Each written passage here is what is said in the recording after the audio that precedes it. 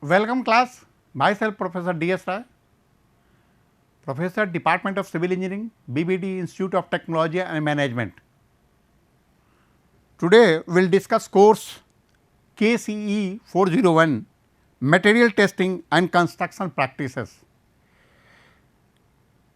In this is a lecture 18 in which we will discuss component of building and construction principle. The references as usual I have taken from S.K. Duggal building materials, B.C. Punamiya building construction, Sushil Kumar building construction, Purushottam Raj building construction materials and technique, Indian Standards, Bureau of Indian Standards, National Building Code, EPPWD detail specification, and some material have been taken from the internet, which I will show here. The contents today we will discuss in this lecture is RCC slab, doors, doors and windows, windows, parapet walls, waterproofing on terrace, coping on wall, stairs, construction principle, site layout plan for construction. So, we will discuss here one by one. We have already discussed many components of the building in lecture 17. The rest component of the building we will discuss here today. The RCC slab,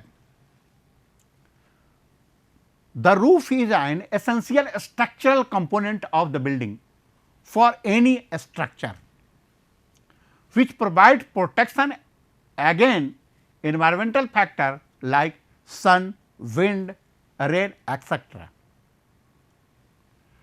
Generally, all roof rests on side walls and require anchoring so that wind and another mechanical impact cannot destroy it.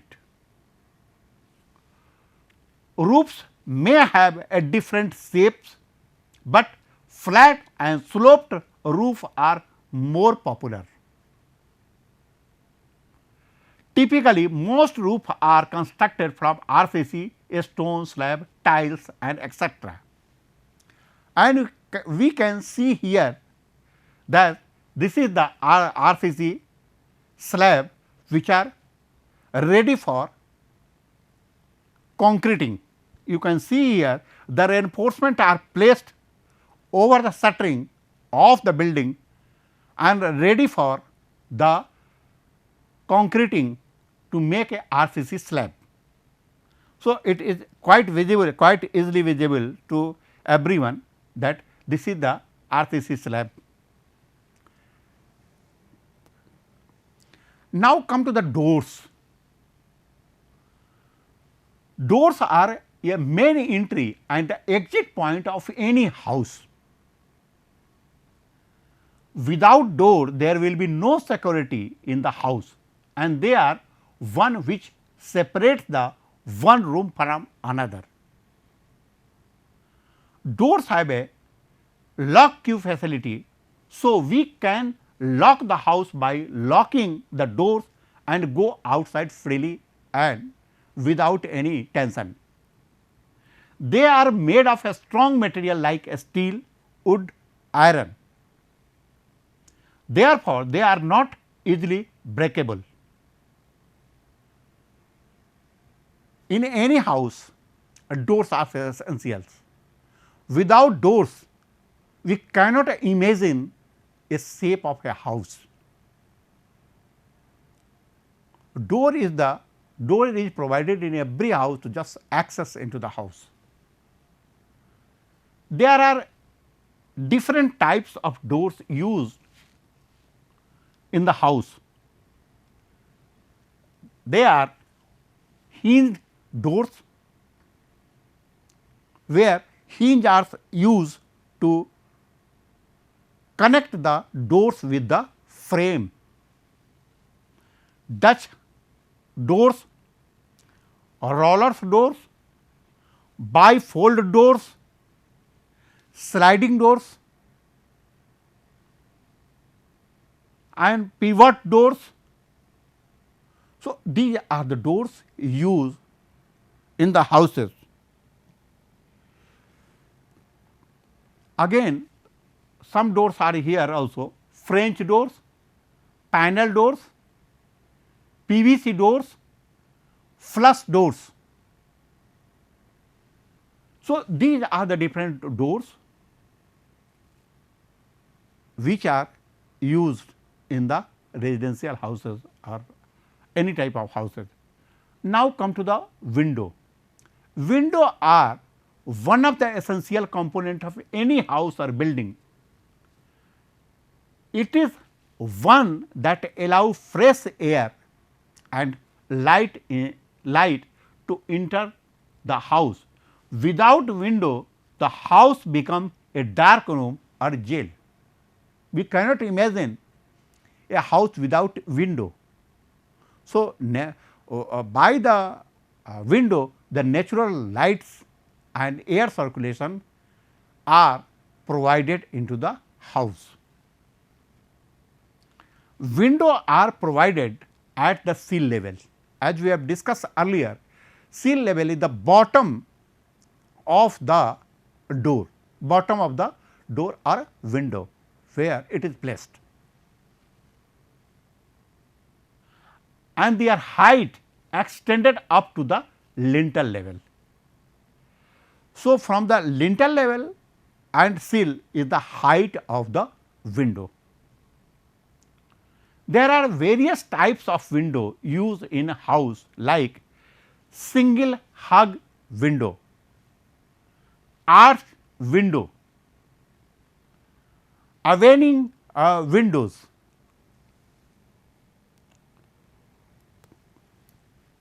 bay windows, bow window, casement window, garden window, glass block window, round circle window, a skylight window, sliding window, transom window. So, there are many types of the window that are used in the window, and that depend upon the financial condition of the owner, the place or the location where we are going to use this window. So, for the air circulation and light, glazed window are used.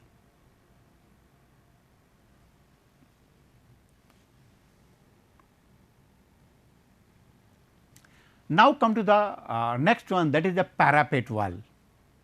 It is a low height wall built along the edge of the roof. Terrace, walkway, balcony, etc. Parapet walls can be constructed using different materials like reinforced cement concrete, steel, aluminum, glasses, etc. as a parapet wall. It is generally constructed with a single brick wall, because it is a non-load bearing. So, single wall brick work is taken up for the construction of parapet wall.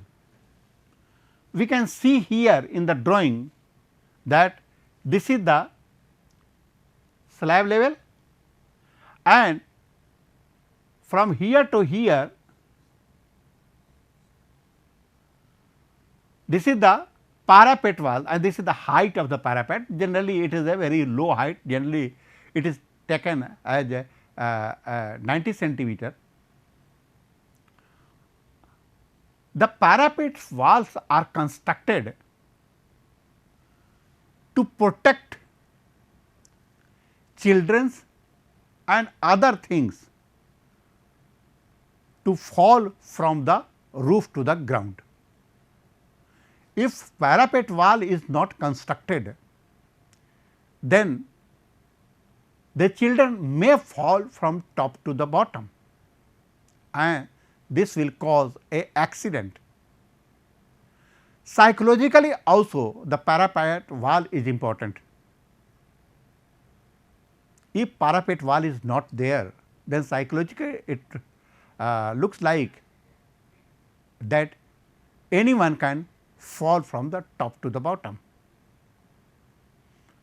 So, though it is constructed with one brick wall, half brick wall, but psychologically it gives a strength in mind that this is the parapet walls which will protect from falling from top to the bottom.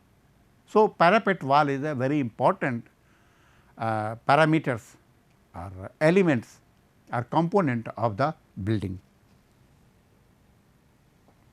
Then come to the waterproofing on terrace. As we know, the concrete is pervious.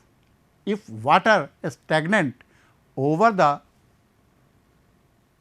RCC slab, then it may percolate to the bottom if it is stagnant for a longer time. So, waterproofing on the terrace is essential to direct penetration of rainwater or water stagnant from top to the bottom. The damp-proof course is the protective layer to resist the movement of moisture. Water through the slab, roof slab. For the DPC on the roof, flexible materials are used which provides a lesser number of joints like mastic, asphalt, bitumen felt, plastic sheet, etc.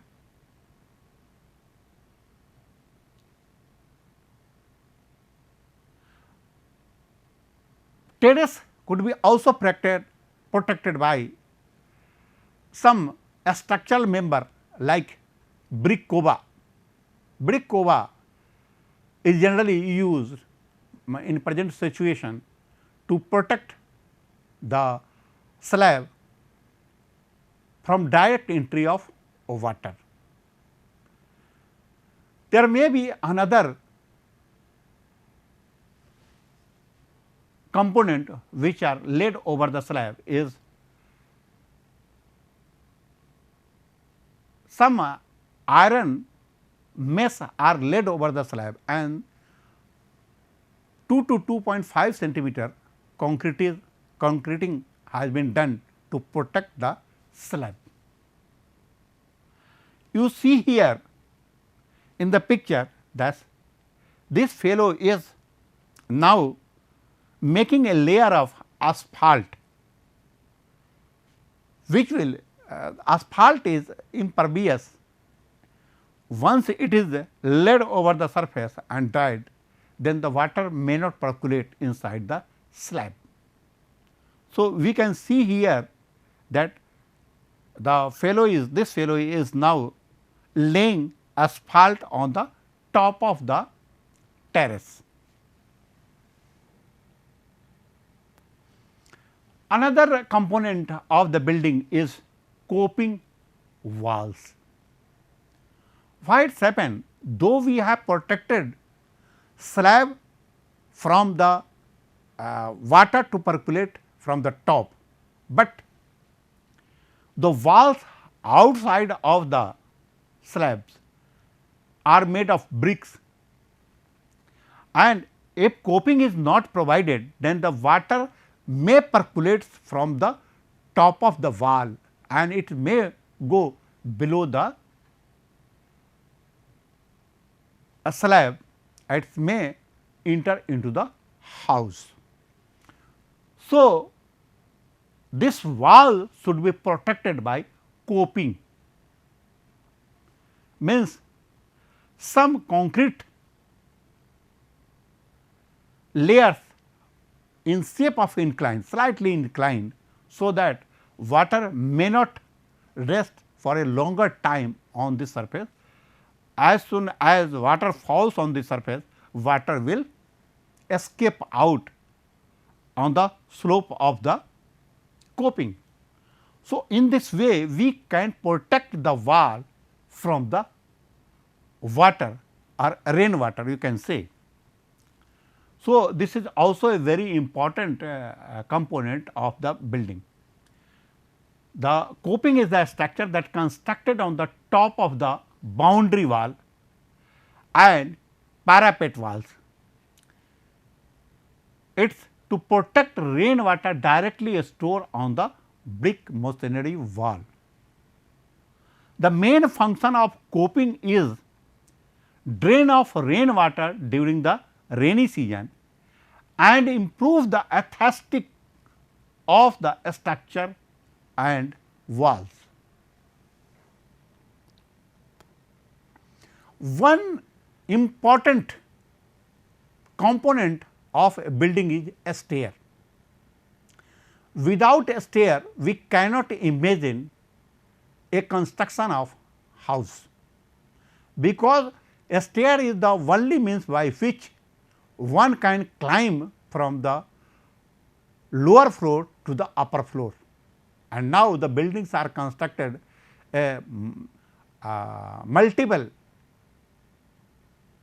multi-story buildings. So, one of them is lift, of course, but a physical access is also provided by providing a staircase. So, without a stair we cannot imagine a construction of a house. We can see here a stair or a stair step is one step in a flight of stairs.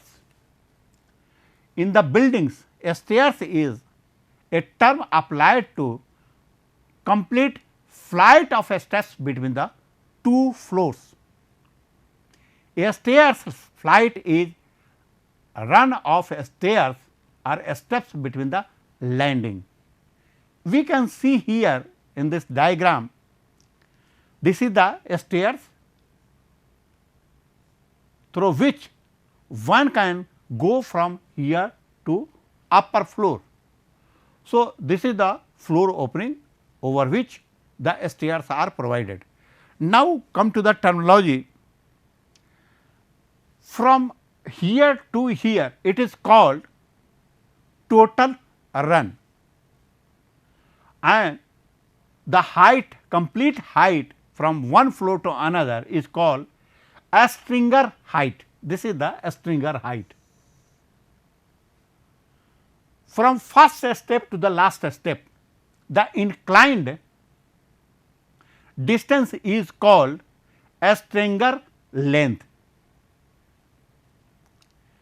and this is the angle from horizontal to the stringer length. Now, come to the steps. The top of the steps is called thread, and height of one step is called rise.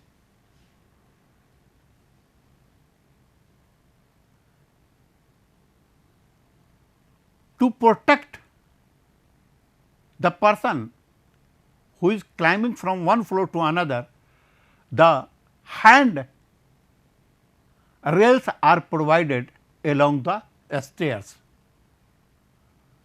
This is the runs at two of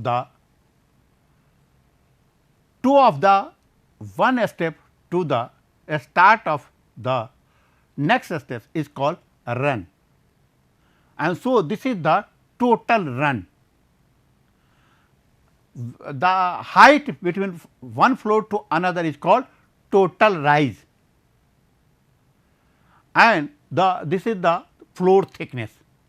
So, these are the components of the stairs. We can see again, you can see here, this is the same diagram with the slightly more clear, but same thing are here. There is thread, rise, run, stringer length, stringer height, etc.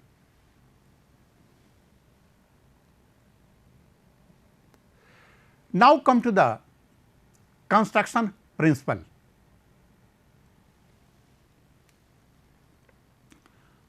Through consistent adherence to the 5 construction principles, which includes consideration of environmental protection, safety, speed, economy and aesthetic in the form of a balanced equilateral pentagon. The balance is achieved by giving equal weight to the 5 principles of each stage of the project, from conception through the planning, design and construction phase. The 5 construction principles are visualized essentials of each construction method by entering the evaluated point of all 5 principles using a pentagonal radar chart. It is possible to use the best construction method objectively by comparing how close the pentagon is to equilateral pentagon and how large the pentagon is.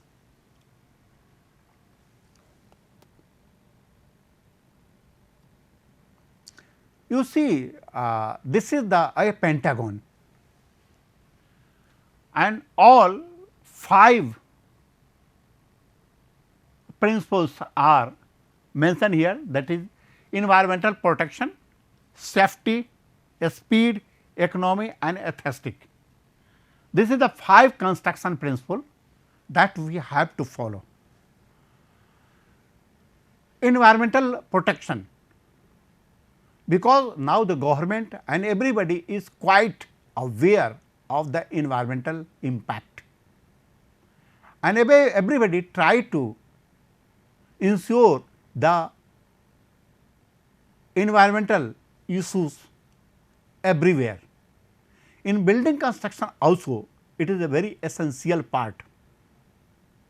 How the building construction will impact on the environment.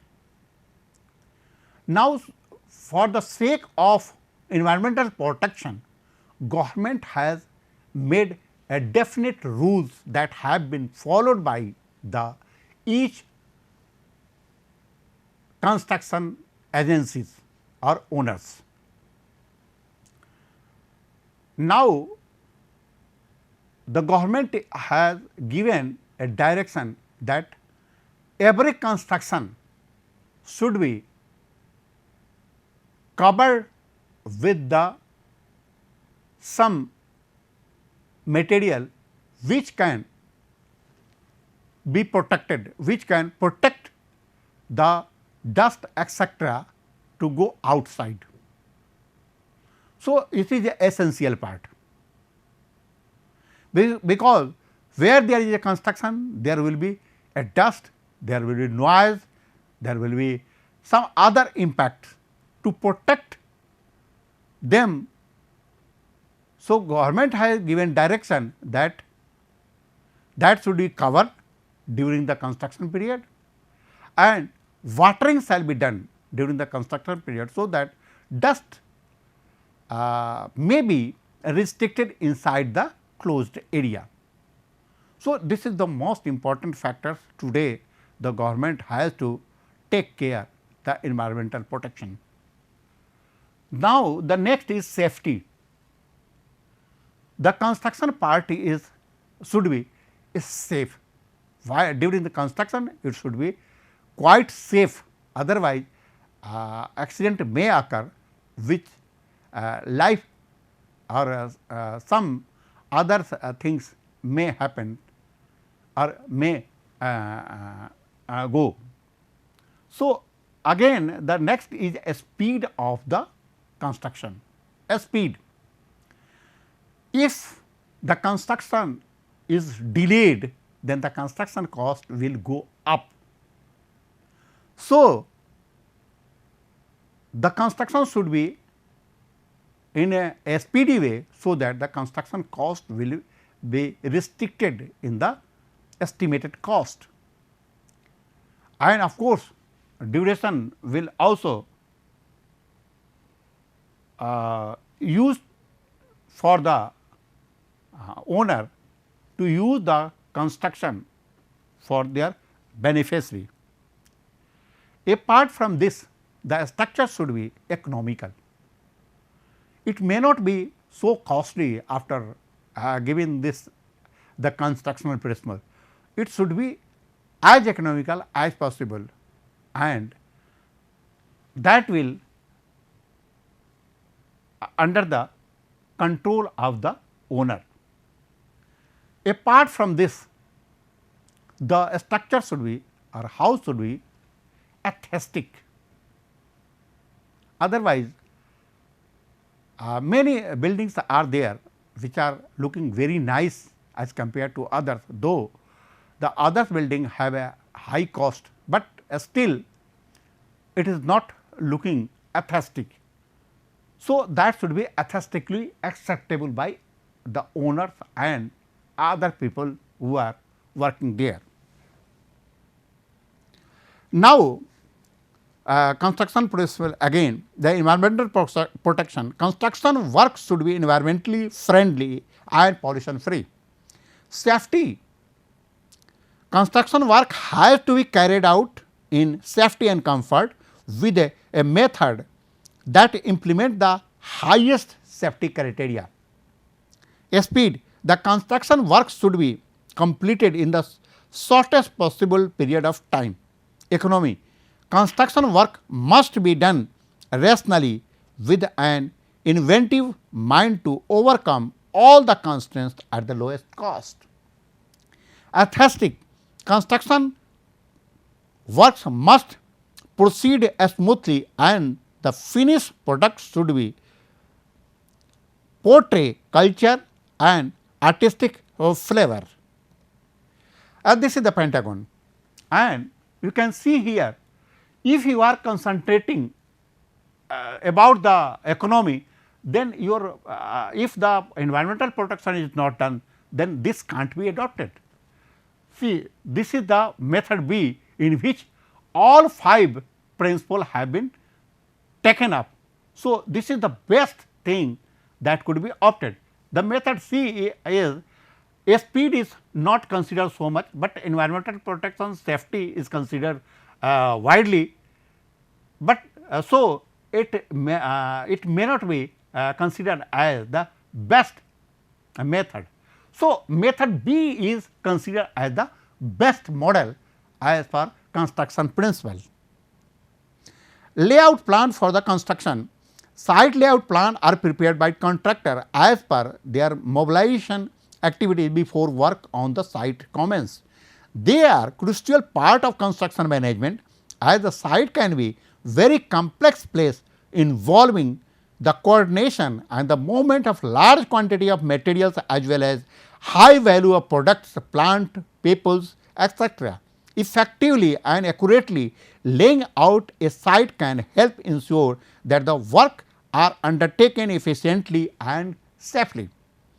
Carefully sizing and positioning of temporary facility can also help to reduce the travel time, congestion, waiting time and so on, and help to make the site a more effective workplace with a better worker moral.